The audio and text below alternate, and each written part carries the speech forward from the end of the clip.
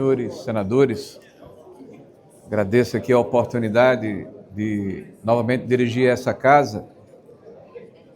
E hoje está nos jornais, está nas redes sociais, uma notícia que para nós não é nenhuma surpresa. Nós já havíamos falado a respeito desse assunto em várias oportunidades diferentes, de que nós teríamos em algum momento problemas em função da forma temerária com que o governo administra as contas públicas. Recentemente, no início deste governo, nós tivemos uma liminar dada pelo atual ministro da Justiça, então ministro do Supremo Tribunal Federal, que suspendia a necessidade de que as estatais brasileiras fossem submetidas a uma regra de compliance e de governança, para impedir que apaniguados políticos pouco referenciados e qualificados pudessem ocupar postos de comando em posições estratégicas e relevantes nas estatais, nos bancos, nas fundações do nosso país. Infelizmente, foi emitida uma medida provisória que depois foi derrubada pelo próprio Supremo Tribunal Federal, respaldando aquela legislação anterior. E nesse meio tempo, as porteiras se abriram e não se retroagiu no tempo para se retirar aqueles que foram indicados para esses postos importantes. E falo de membros do Partido dos Trabalhadores e membros do grupo político que hoje está no poder. Nós estamos colhendo os frutos. E eu quero falar das estatais. Nós temos hoje um déficit recorde nas estatais, e especificamente dos Correios, que é uma empresa tão comentada em nosso Brasil. Ao final de 2022, nós tínhamos um superávit de 6 bilhões de reais. Agora, nós temos um déficit de 6,73 bilhões no final de 2024. Se falou muito aqui de que essa era uma atividade onde havia necessidade de se preservar o interesse público. Eu pergunto, o interesse público de quem? De quem está assaltando aquela entidade? De quem está dilapidando os cofres públicos? De quem está permitindo o sucateamento de uma importante entidade que prestou relevante serviço à sociedade e que precisa, em função da própria inovação dos tempos, ou se reciclar, ou se integrar num grau de competitividade que todos nós entendemos que é necessário? Foi muito bem. Sobre esse discurso de preservação, entre aspas, do interesse público, se assaltam os cofres públicos. E este governo agora decide, aliás, houve uma entrevista do novo gestor, que vai se buscar, junto ao Banco do Brasil e à Caixa Econômica, 20 bilhões. Eu vou repetir, porque talvez não tenha ficado claro. 20 bilhões de reais de empréstimos para socorrer os Correios. Com aval, evidentemente, do Tesouro, do Orçamento Geral da República, dos cidadãos brasileiros, dos contribuintes brasileiros, daqueles que o Partido dos Trabalhadores diz que quer defender, mas, na verdade, tem um plano e um projeto, mas não é um projeto de país, é um projeto de perpetuação no poder, custe o que custar e doa a quem doer, inclusive as finanças públicas. Nós temos hoje um orçamento paralelo em Itaipu. Quero lembrar aos senhores que Itaipu foi uma empresa construída e com os recursos de construção amortizados pelo conjunto dos brasileiros ao longo de quase 30 anos. Agora, em 2023, se exaure esse processo de amortização e nós teríamos como reflexo a diminuição da conta de luz dos brasileiros. Muito bem, senhores. O que é que acontece? Há um entendimento de que a fiscalização desses recursos dependeria de um acordo binacional. Nós estamos em 2025, outubro. Um acordo binacional entre os tribunais de contas do Paraguai e do Brasil. É inércia? É premeditação? É descaso? É leviandade? É incompetência? o fato que até agora esse acordo não foi celebrado. E os recursos de Itaipu, que deveriam servir para diminuir a conta da luz dos brasileiros, está servindo para se fazer proselitismo político. É recurso para a COP30, é recurso para festas como Janja Palusa. São convênios feitos com municípios do Paraná e do Mato Grosso do Sul, a baciada, para tentar cooptar votos em detrimento do interesse público. Nós temos a notícia agora da construção ou da reconstrução do edifício sede da Petrobras. Se diz ou se estima 1 bilhão e 300 milhões de reais para se repaginar o prédio que é sede da Petrobras no centro do Rio de Janeiro.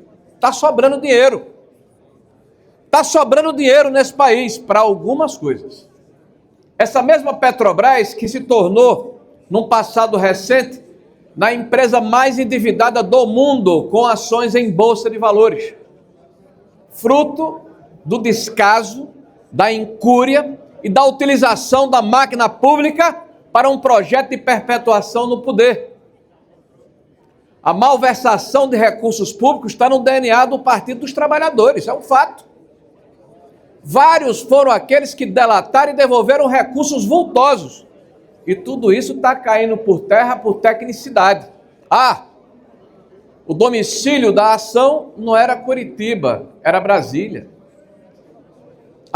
Houve um conluio entre juízes e promotores públicos. O que é que está acontecendo hoje, senhores? Me perdoe, é um escárnio, é uma brincadeira. Nós estamos debruçados sobre uma questão que salta aos olhos. São os mesmos métodos. Utilizaram a Petrobras para impulsionar um pretenso programa de aceleração do crescimento que nos legou centenas de milhares de obras inacabadas em todo o país. Em todo o país. Repetem a mesma tragédia. Repetem a mesma história. Com os mesmos protagonistas, com os mesmos métodos. E nós sabemos aonde isso vai chegar. Aliás, pensar de forma diferente é um problema patológico. É uma doença mental. É evidente que vai acontecer o que está acontecendo. A desestruturação das contas públicas. Este governo está obrigando a Petrobras a voltar a investir em estaleiros, em fábrica de fertilizantes, em refinarias. Estamos voltando aqui à história de triste memória da Sete Brasil, da Abreu e Lima, da Compeg, de Passadina. Brasileiros de memória curta, lembrem-se do passado recente. O legado foi a maior catástrofe econômica da história do Brasil, fruto da corrupção desenfreada e agora com agravante. Boa parte da imprensa aplaude e ações judiciais relevantes têm corroborado temas que simplesmente agridem o senso comum. Delatores confessos, vultosas quantias que foram devolvidas ao erário público, voltando para aqueles que roubaram e assaltaram como se nada tivesse acontecido. A história se repete. E, infelizmente, muitos letárgicos, anestesiados, quedados inertes, como se não fosse com eles. Nós temos uma situação que me chamou a atenção de uma forma diferente. Assistimos ontem, aliás, o senhor Stefanuto, ex-presidente do INSS, fazer afirmações como, por exemplo, fui colocado aqui para resolver o problema do INSS. Fui colocado aqui para fazer com que as filas, que eram enormes na época do presidente Bolsonaro, pudessem ser debeladas e nós fizéssemos justiça aos cidadãos brasileiros que esperavam numa fila interminável. Nós votamos uma medida provisória há pouco mais de um mês, que estabeleceu bônus de produtividade para que funcionários do INSS apressassem os processos que estavam engavetados ou procrastinados. Não faz 40 dias. Este governo sabe o que é que fez? Suspendeu essa ação. E aquela fila que no final do governo do presidente Bolsonaro era em torno de 1 milhão de cidadãos, hoje está em 2 milhões e 600 mil. E o remédio que o governo oferece, A ação que ele propõe, que foi a mesma que nós instituímos na nossa época, foi simplesmente cancelada, foi deixada de lado. E este é o governo que diz que se preocupa com os trabalhadores, com os aposentados.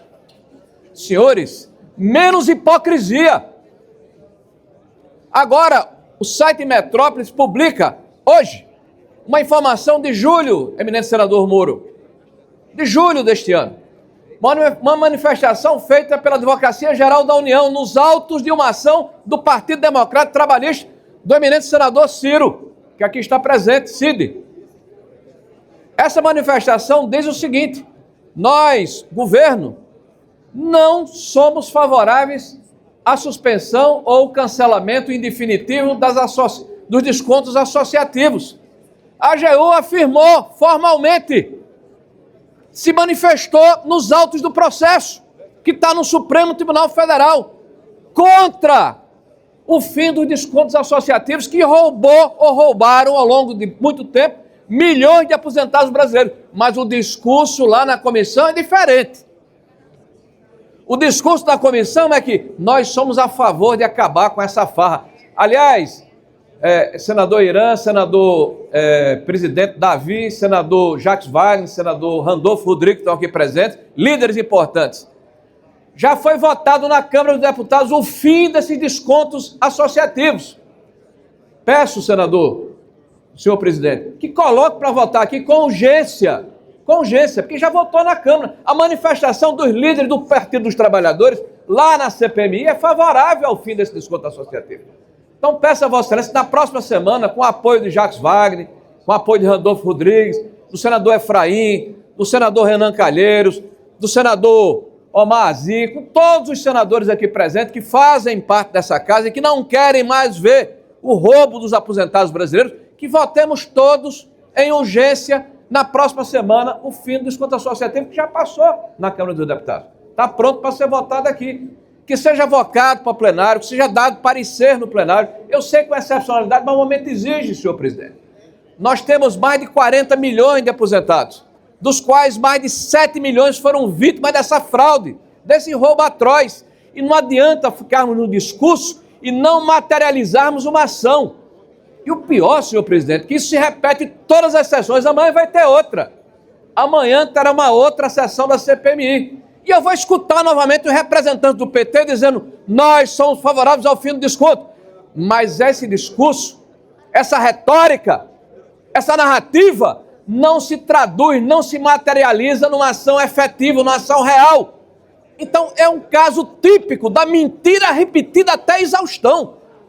E eu não vou dizer que canso, porque eu não vou cansar de denunciar. Eu não vou cansar de provocar. Eu não vou cansar de apontar o dedo, de mostrar a incoerência e a hipocrisia daqueles que dizem uma coisa, mas fazem outra completamente diferente. Senhores, nós temos uma responsabilidade muito grande com o país. Nós somos um poder da República. Nós somos, de acordo com a Constituição, quem representa de fato, no nosso caso, os estados e no caso da Câmara, a população brasileira, o povo brasileiro. Quem está aqui teve voto para votar e ser votado, para legislar, para fazer a sua parte. Não é possível que nos quedemos inertes com a hipertrofia de um poder sobre o outro. Nada contra as outras instituições da República, pelo contrário, eu quero um judiciário forte e independente. Eu quero um executivo que, no exercício do mandato, coloque em prática a sua agenda, conversando e convencendo o legislativo. Não dá para que esse desequilíbrio permanente da relação entre os poderes seja banalizado, seja naturalizado, seja encarado como se fosse normal. Não é. Nós estamos ferindo de morte a democracia. E o pior, que em nome da democracia, se atropela o rito, a legislação, a Constituição, a jurisprudência, o bom senso. Basta, senhores. Não é possível aceitarmos como normal. Ontem eu tive a oportunidade de fazer um debate com o ministro da Fazenda, o senhor Fernando Haddad, como tantos outros senadores aqui. De uma forma respeitosa, coloquei as minhas indagações, as minhas perplexidades. Coloquei o contraditório como deve ser no parlamento brasileiro. Falei com ele sobre a questão do precatório, sobre a questão do equilíbrio fiscal, sobre o fato de que o PT está repetindo os mesmos erros que os governos anteriores repetiram. E que nós, como brasileiros, queremos sim que o Brasil dê certo. E que esses erros não sejam repetidos, porque quem sofre com isso não são aqueles que podem se defender porque tem bons advogados, porque tem bons tributaristas, porque tem estruturas que lhes permitem, inclusive, migrar com seus recursos para qualquer país do mundo.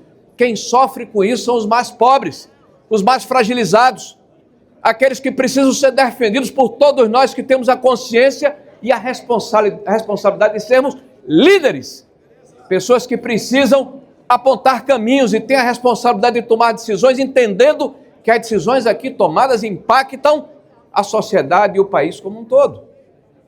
Meus amigos, vivemos momentos desafiadores, mas é assim que tem que viver o parlamento, de desafios. Não pode ser um parlamento de resignados.